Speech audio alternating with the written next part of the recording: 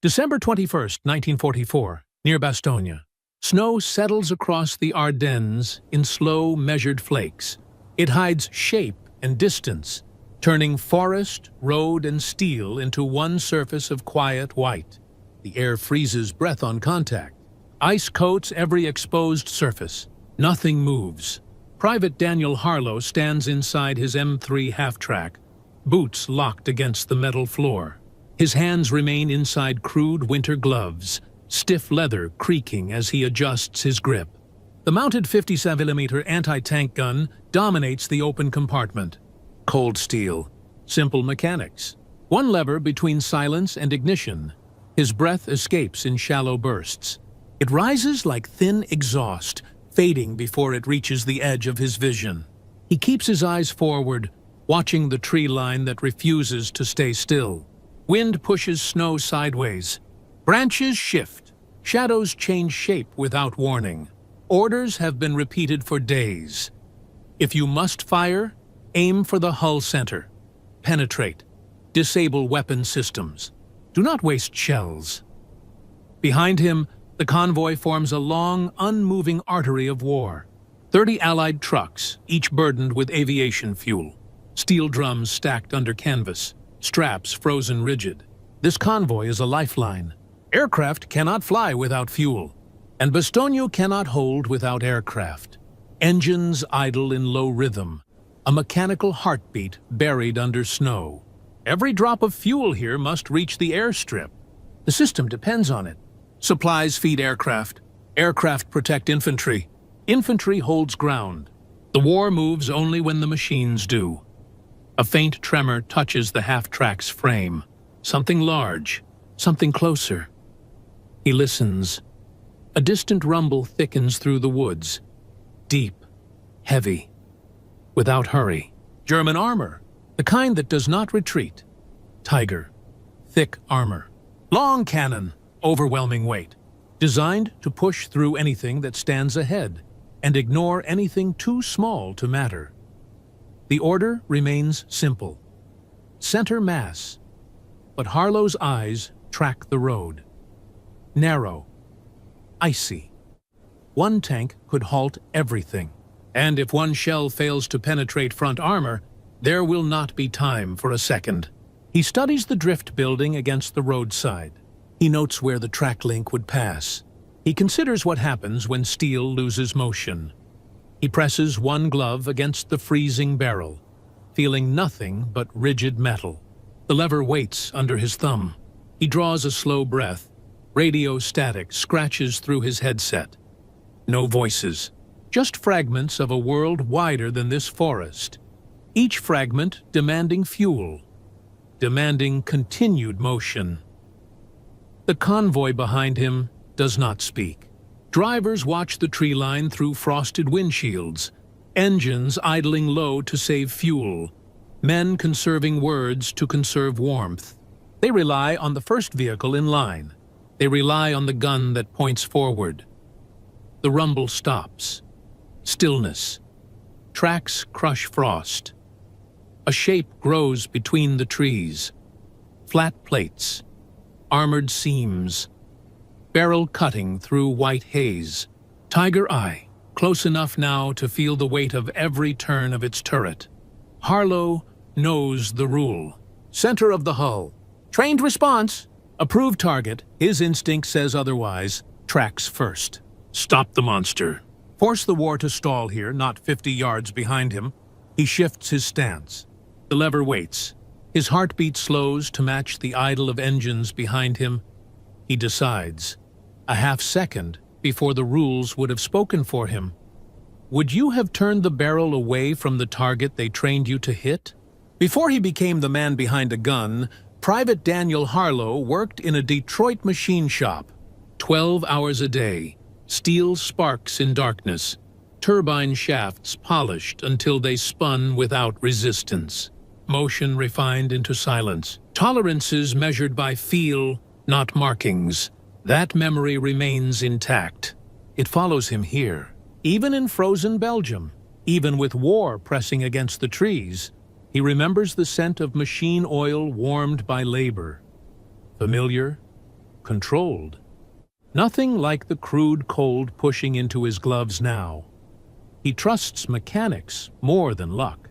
He believes in parts that fit, gears that mesh, systems that obey. The half-track beneath his boots is not transportation. It is a responsibility of metal and combustion. He knows its engine timing by the pulse through the floor. When idle runs too high, he notices. When vibrations shift under recoil, he adjusts. He cleans the 57mm anti-tank gun with the same small motions he once used for precision turbines. Straight lines, measured force, never rushing. Snow taps against the barrel. Frost creeps along the traverse housing like corrosion paused mid-growth. He wipes it away, not for shine, but to keep mechanics honest. He does not speak much during briefings. Officers explain procedures. Maps unfold. Pointers tap positions. Orders flow downward like conveyor belts feeding assembly lines. He accepts the hierarchy, but he tests each instruction quietly, the way friction tests bearings. Systems function best when stress is anticipated, not ignored. The Tiger's presence now is not a matter of fear. It is a matter of engineering. A vehicle built to move forward. A weapon designed to crush resistance by sheer mass. Its survival depends on momentum. Tracks keep that machine alive. Remove them, and armor becomes a bunker stranded on a road meant to stay open. His internal rule has existed longer than his uniform.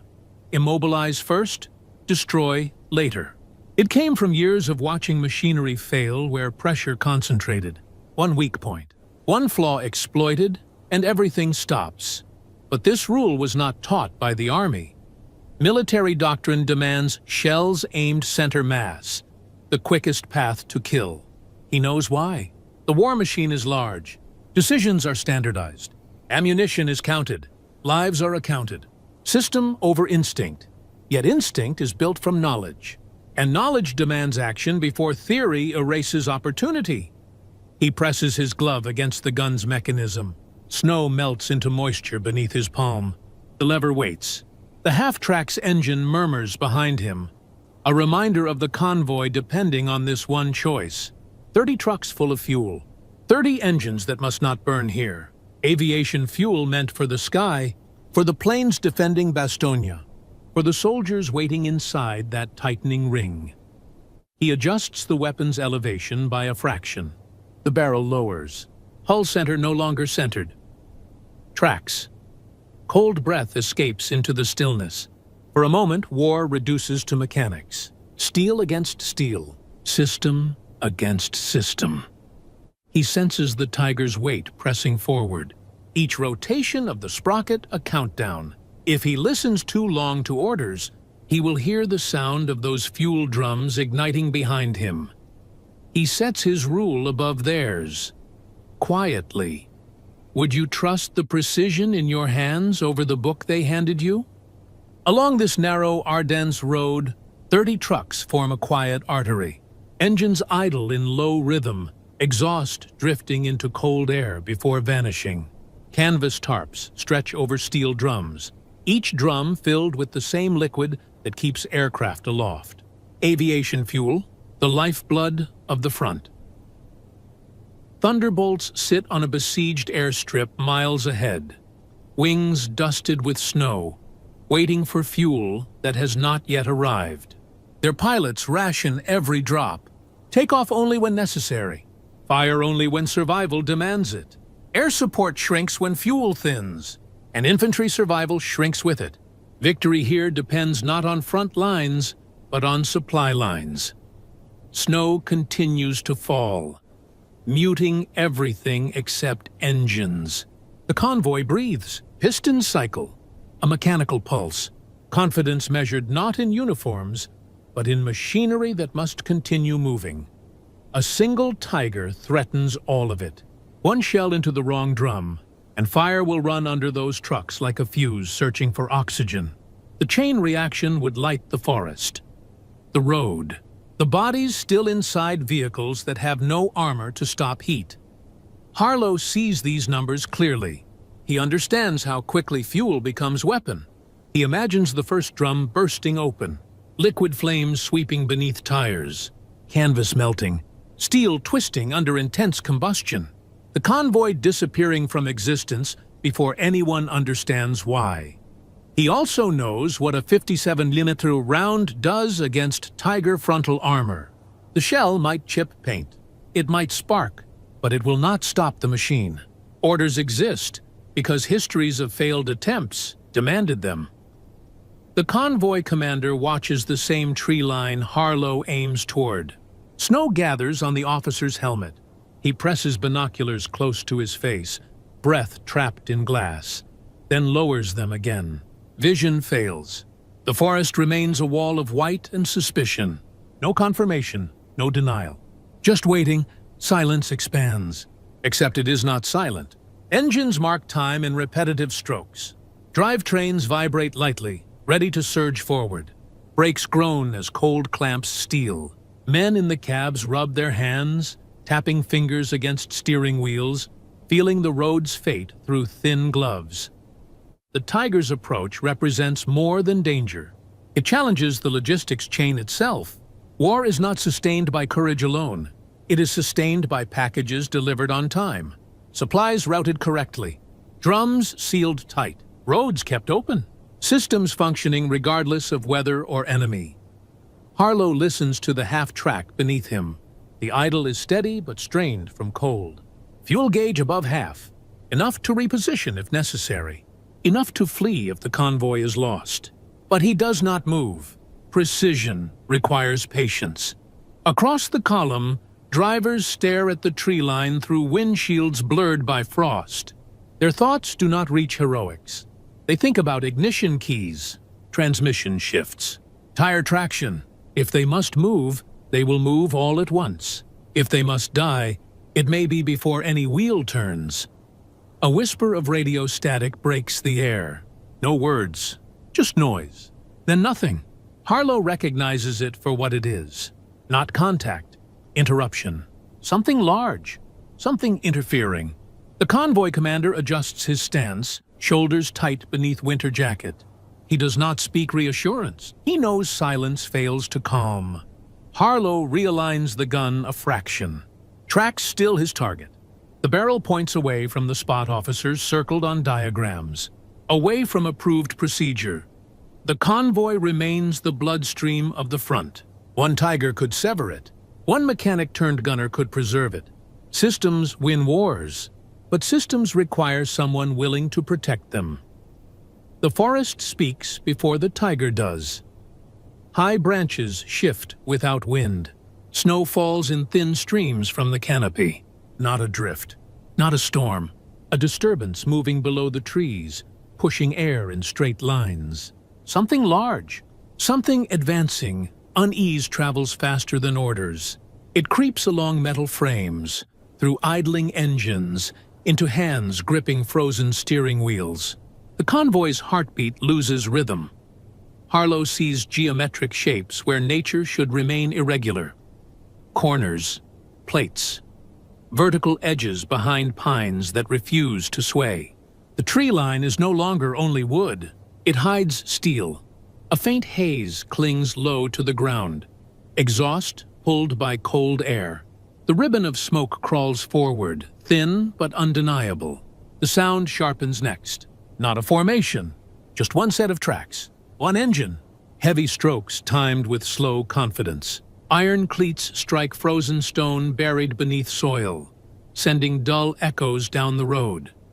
Every truck in the line waits for permission to feel fear. But permission never comes. The Tiger emerges piece by piece. First the barrel, long and deliberate, clearing branches as if surveying the road before the body arrives. Then the sloped armor, coated in winter.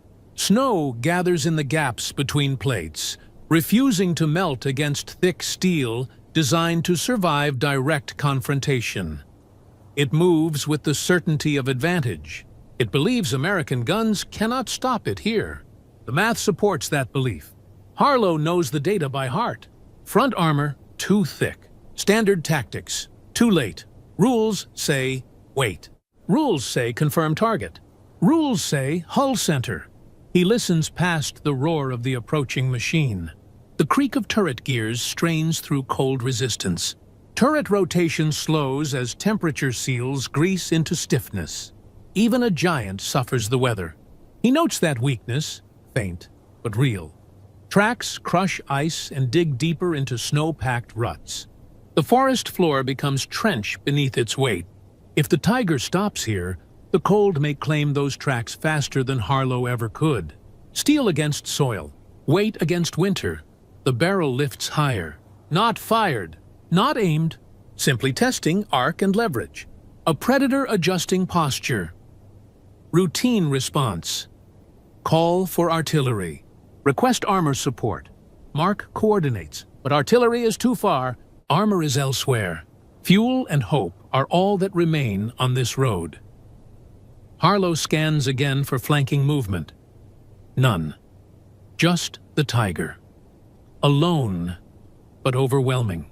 A single machine capable of turning this convoy into scattered flame. The convoy commander holds a radio handset tight against his ear, listening to static instead of guidance. His silence sends a message stronger than any transmission. If he had an answer, he would speak it. Snow settles on Harlow's shoulders. He exhales once, slowly. Inside the half-track, the loader watches him with quiet uncertainty. Harlow's hands stay steady. His thoughts stay mechanical. Tracks first. Always tracks. The turret on the Tiger pauses mid-turn. A slight hesitation. Ice gaining influence over machinery. Every massive system relies on smaller parts. Failure begins small. A clatter of metal behind Harlow. One of the truck drivers shifts in his seat, eyes wide through a frosted windshield. A silent question passes through the convoy. Is this moment authorized? The rules remain unchanged, but the forest, the fuel, and the facts disagree. Harlow tightens his grip on the firing lever. He can feel the weight of every truck behind him, every drum, every aircraft still grounded miles away. Sometimes survival waits for one person to disobey efficiently. Would you hold fire until permission arrives, or act before the road disappears? Harlow repeats the checklist inside his head, each instruction a barrier built to prevent mistakes. Wait until the Tiger clears the tree line. Aim center mass. Fire once. Confirm penetration. Fire again. Withdraw if ineffective. Procedures assume the world cooperates. Machines rarely do. He watches as the Tiger angles slightly left, lining its cannon toward the lead fuel truck. Optics flash once in morning gray, glass catching light with clinical accuracy. That moment reveals intent, not random patrol. A target selected. The convoy's destruction is now a matter of seconds measured in steel. Harlow shifts his stance, barely moving. The ground transmits vibration through his boots. Tracks compress deeper into frozen soil. Weight distribution changes. More mass forward. Shock absorbers under strain as incline rises a few degrees. Mud hardened around sprockets creates friction points the Tiger cannot ignore. He sees the machine, and machines obey constraints, no matter how thick their armor. His sergeant crouches low near the hull. A breath escapes before words. Hold. The single command stops everything. Harlow's throat tightens, not from fear. From delay, snow continues to fall. Small particles cling to the barrel of his gun. Frost grows along edges of the mechanism. The trigger linkage feels like cold law beneath gloves. Rigid, unbending, written by someone far from this road.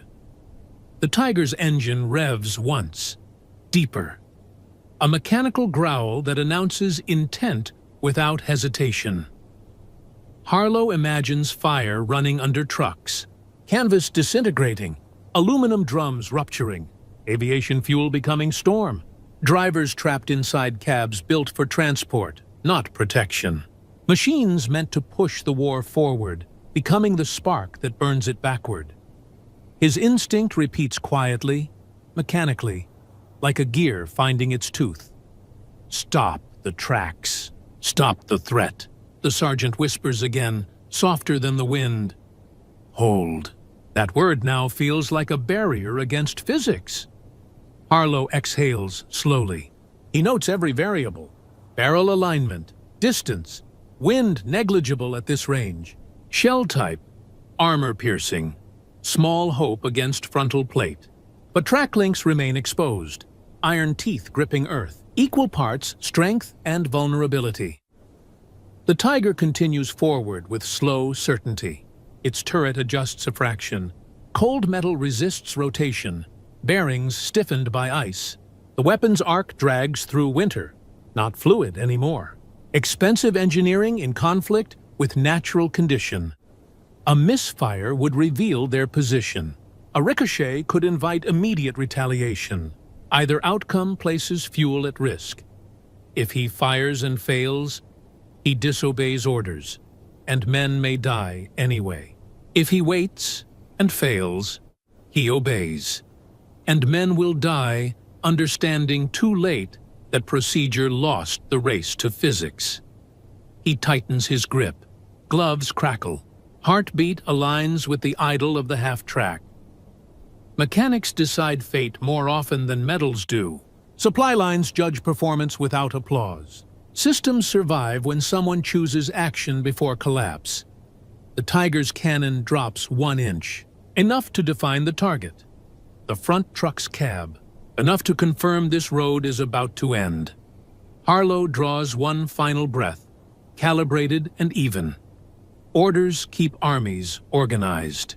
Instinct keeps machines alive. Something must break. He chooses which. Would you follow the voice on the radio or the laws of steel beneath your hands? The order never arrives. Harlow fires. The 57mm gun kicks back hard, steel shuddering through the half-track's frame. Snow erupts from the fender in a brief white scatter. The round cuts low across the frozen road, a dark streak against pale silence. A sharp metallic burst flashes at the Tiger's right track. Sparks scatter across winter ground, tiny bursts of orange snuffed instantly by cold. The link jerks. The machine hesitates. For the first time since appearing, the Tiger loses rhythm. Tracks grind once. Then sees, momentum becomes dead weight. The road holds the tank in place like a vice. Armor that once advanced now leans awkwardly. Its heavy front angled toward the convoy, but no longer closing distance. Inside the half-track, Harlow does not celebrate. He reloads. His loader hands the next round with steady urgency. No words exchanged. They continue the work the same way they once tuned gears. Sequence, repetition, precision.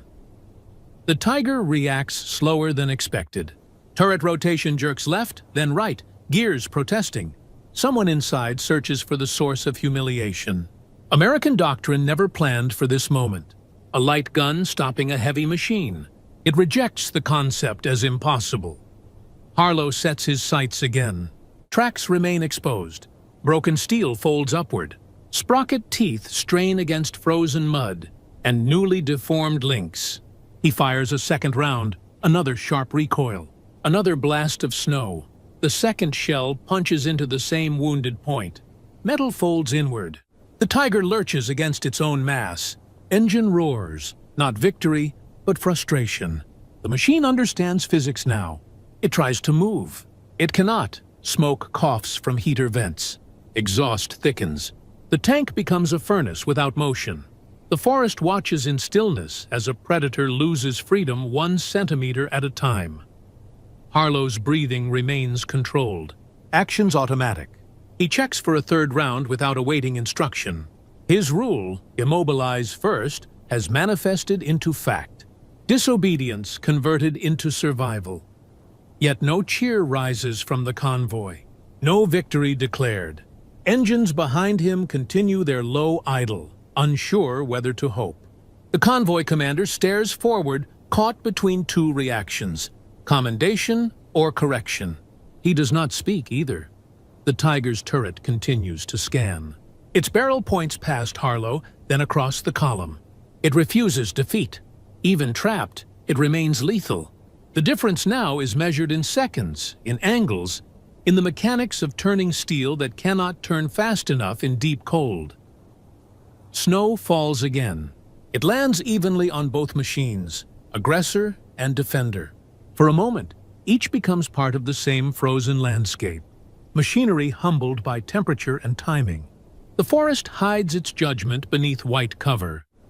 Inside the half-track, Harlow steadies the gun for whatever follows. Procedure has ended. Consequence has begun. He knows the Tiger still has the ability to fire. Its cannon needs only a clear line and a heartbeat of opportunity. The convoy still waits on a knife edge. Immobilization changes variables.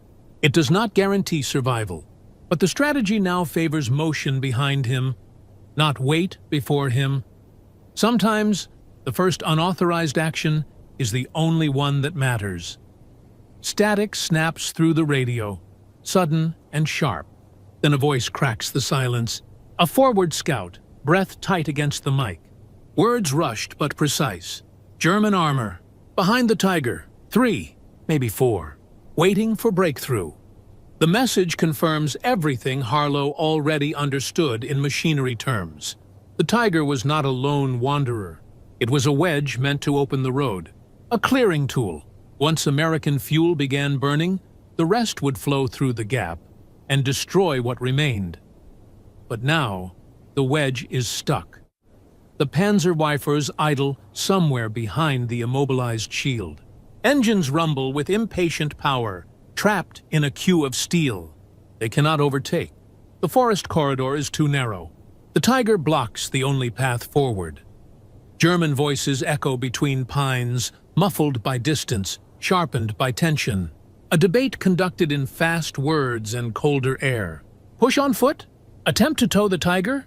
Fire blind into the road and risk exposing their own position? None of the options promise motion. None promise survival. Minutes pass with mechanical slowness. Snow keeps falling. Exhaust from the Tiger fades into still air. The great machine remains a monument of weight and failure, locked in place by 2 shells that hit where no one instructed. Finally, sound shifts. Tracks reverse. One engine, then another. Each withdrawal, a reluctant surrender to physics. The Panzer V's fall back into deeper forest, their noise thinning into distance. The argument behind the tree line becomes memory.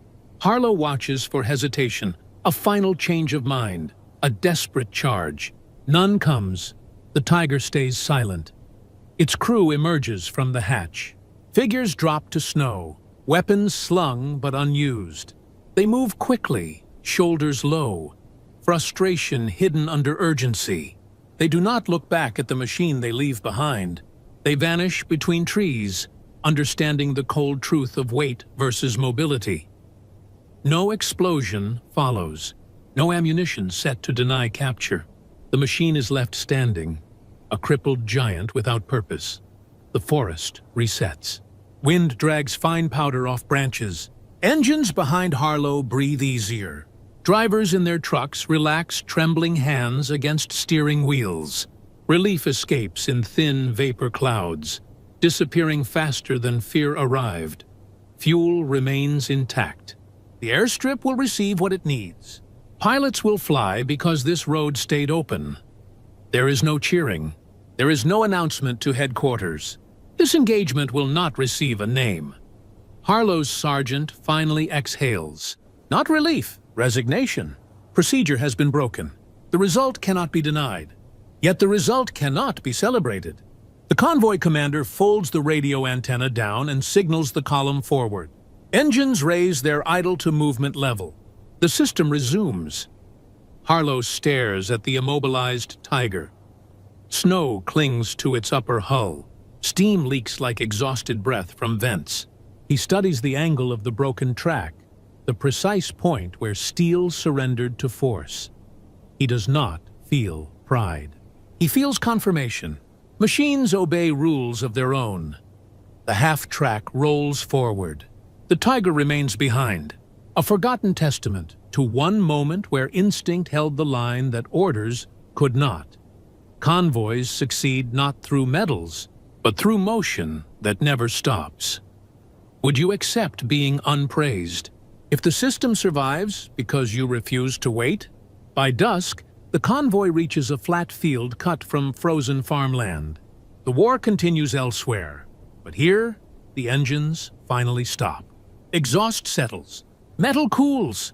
Snow mixes with thawed mud, clinging heavy to boots. A field debrief begins without ceremony. The commanding officer stands with hands behind his back.